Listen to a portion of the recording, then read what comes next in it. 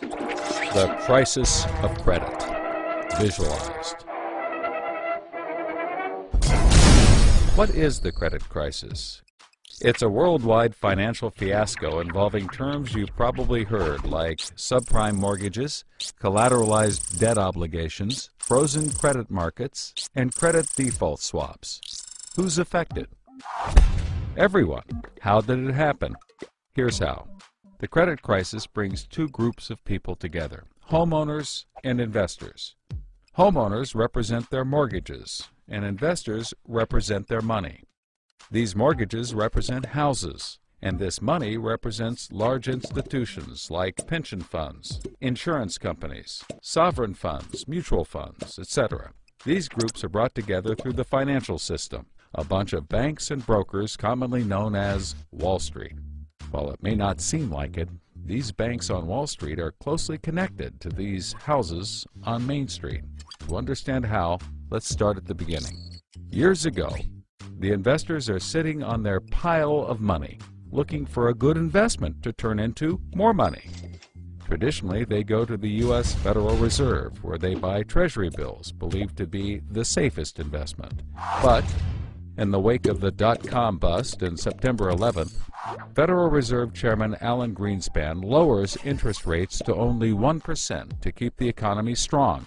1% is a very low return on investment, so the investors say, no thanks.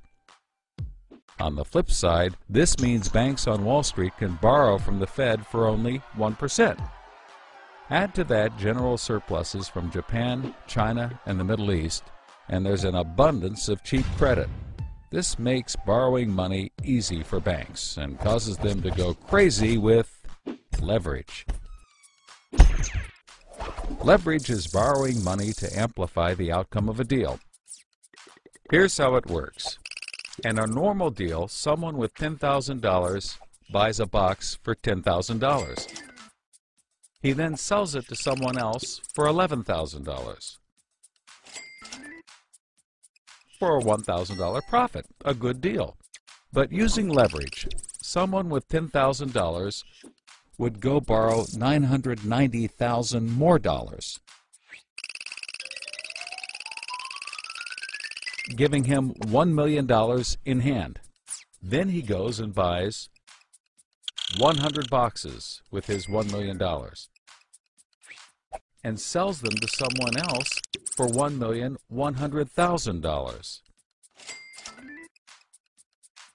Then he pays back his $990,000 plus $10,000 in interest. And after his initial $10,000, he's left with a $90,000 profit versus the other guy's $1,000. Leverage turns good deals into great deals. This is a major way banks make their money. So Wall Street takes out a ton of credit, makes great deals, and grows tremendously rich, and then pays it back. The investors see this and want a piece of the action, and this gives Wall Street an idea. They can connect the investors to the homeowners through mortgages. Here's how it works. A family wants a house, so they save for a down payment and contact a mortgage broker. The mortgage broker connects the family to a lender who gives them a mortgage. The broker makes a nice commission. The family buys a house and becomes homeowners. This is great for them because housing prices have been rising practically forever. Everything works out nicely. One day, the lender gets a call from an investment banker who wants to buy the mortgage. The lender sells it to him for a very nice fee. The investment banker then borrows millions of dollars and buys thousands more mortgages and puts them into a nice little box. This means that every month he gets the payments from the homeowners of all the mortgages in the box. Then he sicks his banker wizards on it to work their financial magic, which is basically cutting it into 3 slices: safe, okay, and risky. They pack the slices back up in the box and call it a collateralized debt obligation, or CDO. A CDO works like 3 cascading trays. As money comes in, the top tray fills first, then spills over into the middle, and whatever is left into the bottom. The money comes from homeowners paying off their mortgages. If some owners don't pay and default on their mortgage, less money comes in and the bottom tray may not get filled. This makes the bottom tray riskier and the top tray safer. To compensate for the higher risk, the bottom tray receives a higher rate of return, while the top receives a lower, but still nice return. To make the top even safer, banks will insure it for a small fee, called a credit default swap. The banks do all of this work so that credit rating agencies will stamp the top slice as a safe, AAA rated investment, the highest, safest rating there is. The OK slice is BBB, still pretty good, and they don't bother to rate the risky slice.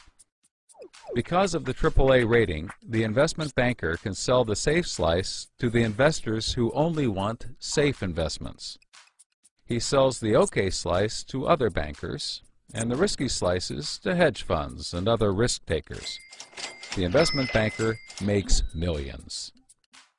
He then repays his loans. Finally, the investors have found a good investment for their money, much better than the 1% Treasury bills. They're so pleased they want more CDO slices. So the investment banker calls up the lender, wanting more mortgages. The lender calls up the broker for more homeowners, but the broker can't find anyone. Everyone that qualifies for a mortgage already has one, but they have an idea.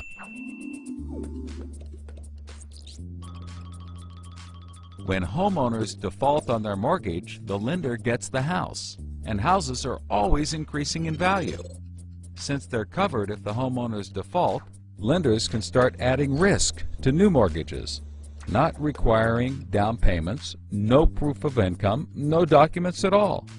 And that's exactly what they did. So instead of lending to responsible homeowners, called prime mortgages, they started to get some that were, well, less responsible. These are subprime mortgages. This is the turning point. This is the turning point. So, just like always, the mortgage broker connects the family with a lender and a mortgage, making his commission. The family buys a big house. The lender sells the mortgage to the investment banker, who turns it into a CDO and sells slices to the investors and others. This actually works out nicely for everyone and makes them all rich. No one was worried because as soon as they sold the mortgage to the next guy, it was his problem. If the homeowners were to default, they didn't care. They were selling off their risk to the next guy and making millions, like playing hot potato with a time bomb. Not surprisingly, the homeowners default on their mortgage, which at this moment is owned by the banker. This means he forecloses and one of his monthly payments turns into a house. No big deal. He puts it up for sale. But more and more of his monthly payments turn into houses. Now there are so many houses for sale on the market, creating more supply than there is demand, and housing prices aren't rising anymore. In fact, they plummet. This creates an interesting problem for homeowners still paying their mortgages.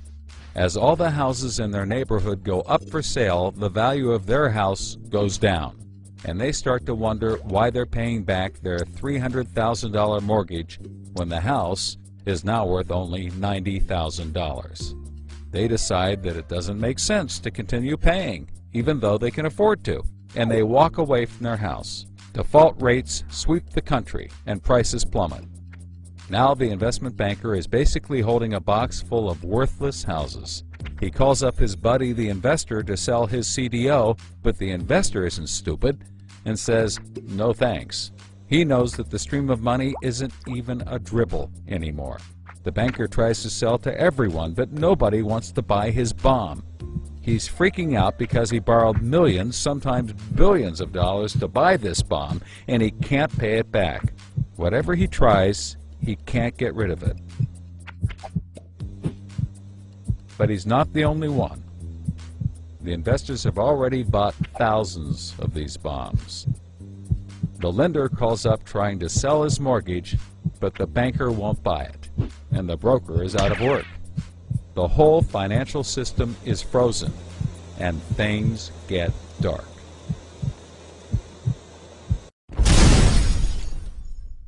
Everybody starts going bankrupt. But that's not all. The investor calls up the homeowner and tells him that his investments are worthless. And you can begin to see how the crisis flows in a cycle. Welcome to the crisis of credit.